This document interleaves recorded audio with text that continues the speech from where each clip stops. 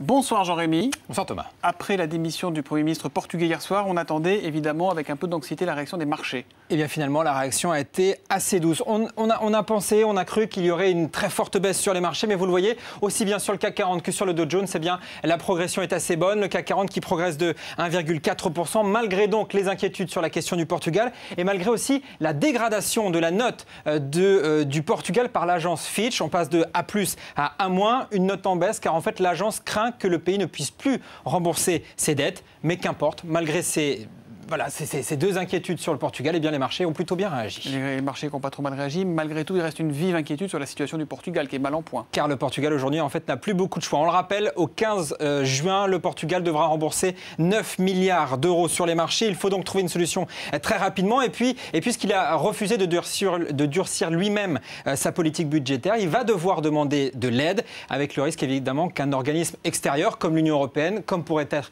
le FMI, lui demande encore plus d'efforts. La bonne nouvelle, c'est que l'Europe se dit prête à l'aider. L'aide envisagée pour le Portugal, selon Jean-Claude Juncker, le patron de l'Eurogroupe, c'est 75 milliards d'euros. On rappelle, la Grèce, c'était 110, l'Irlande, c'était 85. On serait donc légèrement en dessous. 75 milliards d'euros, ça fait quand même beaucoup d'argent. Il y a quand même un détail important, c'est que sauf si ça m'a échappé, le Portugal n'a pas demandé l'aide de ses partenaires pour l'instant. Effectivement, tout le monde se prépare et on rentre dans ce jeu un petit peu qu'on a vu à la fois pour la Grèce, pour l'Irlande, de je ne veux pas, mais non, j'en ai pas besoin, etc. C'est peut-être une question de jour, une question de semaine. L'exemple grec montre malgré tout qu'il faut aller très vite pour éviter que d'autres pays soient touchés. Le jeu de domino, dans le jeu de domino, le prochain, c'est l'Espagne. Et ça, ce serait une très mauvaise nouvelle pour toute l'Europe. L'écho en bref. Et on parle de cette très légère amélioration sur le front de l'emploi. En France, toutes catégories confondues, le nombre de demandeurs d'emploi recule, moins 0,1%. Ça fait 4500 chômeurs de moins. Bonne nouvelle pour le chômage des jeunes qui recule, mais la situation des seniors continue de se dégrader. En France métropolitaine, aujourd'hui, 4 millions de personnes sont inscrites à Pôle emploi.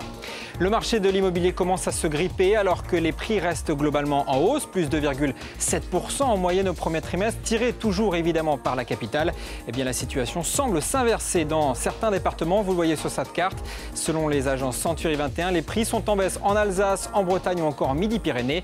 Le nombre de transactions et les prix se contracteraient, les délais s'allongent, un ajustement lié en fait à la hausse des taux d'intérêt. On est sur un marché d'offres et de demandes. Et aujourd'hui, le marché il trouve un nouvel équilibre parce que les taux ont une conséquence importante sur les prix de l'immobilier en France.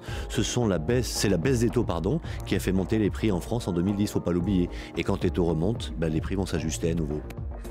Et puis la technologie française qui s'exporte. Selon les Échos, le groupe Ingenico, spécialiste des terminaux de paiement, a été retenu par Google pour un projet de paiement sans contact. Objectif, payer avec son mobile sans carte bancaire. Un test grandeur nature sera réalisé à l'été, notamment à New York.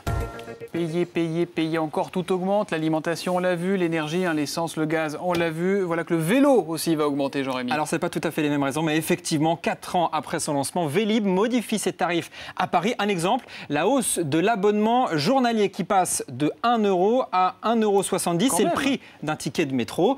Et il y a aussi des nouveaux abonnements annuels, un petit peu plus chers, mais en fait qui sont plus adaptés aux utilisateurs des arrondissements périphériques et des villes en banlieue. Évidemment, tout le monde n'habite pas dans le centre de Paris. Ça fait 70% de hausse quand même pour l'abonnement journalier au Vélib, si je sais encore compter. Effectivement. Merci Jean-Rémy. Merci.